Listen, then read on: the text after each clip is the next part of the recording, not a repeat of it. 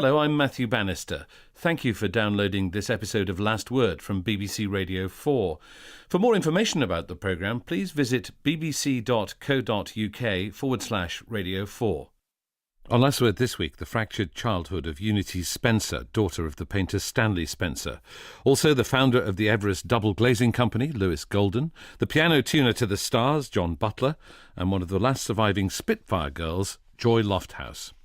But first, DmitriHvorostovsky was a striking man with a striking voice.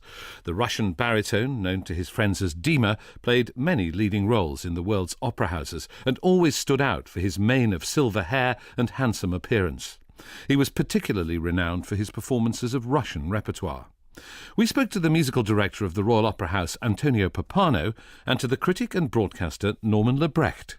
You can't really separate the voice from the man. When you saw him coming on stage, he would walk very quickly onto stage and then be a centre of calm. Whatever else is going on around him, you focused on the extraordinary self-possession of this man. And then the voice began to flow.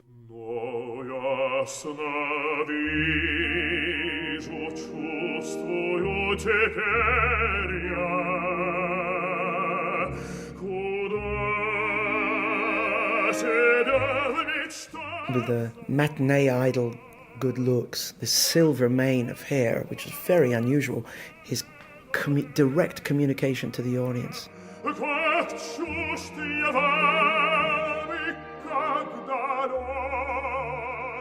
He had incredible ease. It was musical ease, and it was an assurance of who he was and a sense of itself. And that's really what drew you in. The voice itself, he had this really definable Hvorostovsky quality. If you look for colours of it, they're autumnal colours.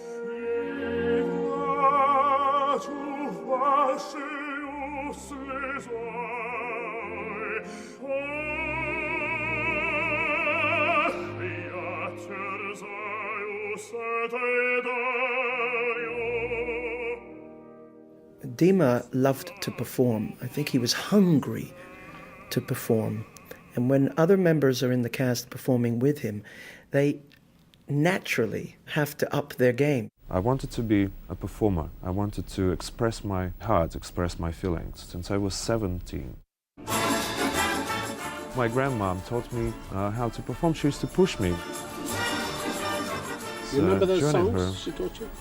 Oh, lots. Oh, yes, I do. Yeah, and mostly they're folk songs.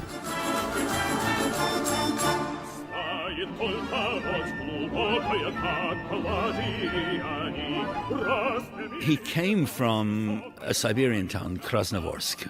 The father had been in the war, came back, turned to drink. The home life was extremely unhappy.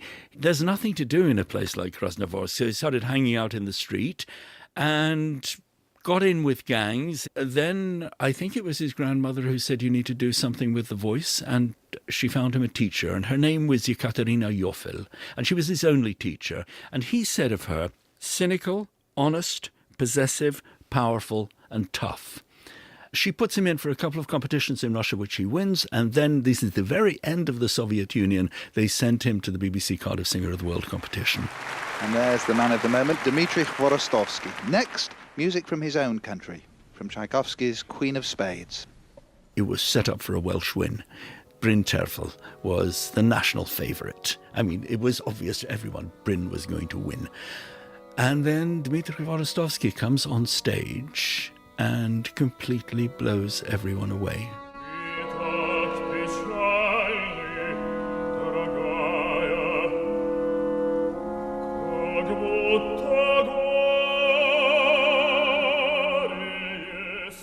The tables were turned. Bryn himself, in a tribute to Dima this week, said the moment he started singing, everybody knew they had to up their game. And so he won first prize, and Bryn won the song prize, which was kind of consolation prize, and they both went on to make major careers. But, you know, you don't always go on to that from winning a competition. To hear him perform in the Russian repertoire, and I'm thinking particularly of Evgeny Onegin.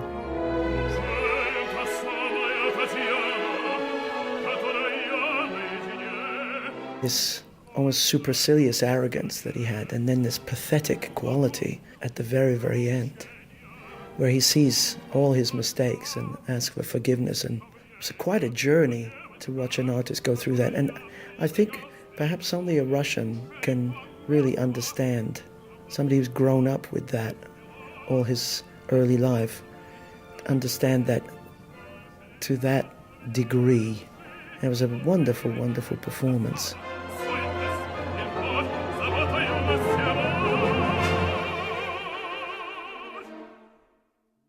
When he was diagnosed with a brain tumour just 2 years ago, he handled it with great candour and openness and said, look, this is what I've got.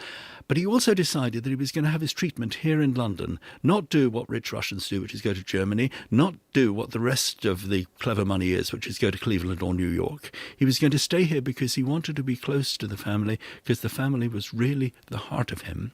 I think he was extremely proud of the development of his career, starting out as a lyric singer and becoming a more dramatic one. I think that was always the trajectory he dreamed of, and he reached that. But I think, when he was with his wife and kids, that was everything.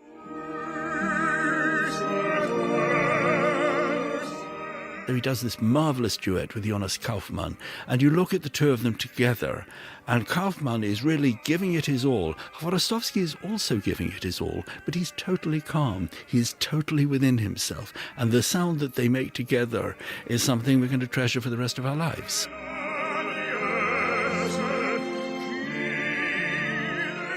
Dima lightened this place up. I mean, whenever he appeared, there'd be an atmosphere of camaraderie, hanging on to youth and trying to sustain that kind of energy. That's what he was about. It's wonderful, actually.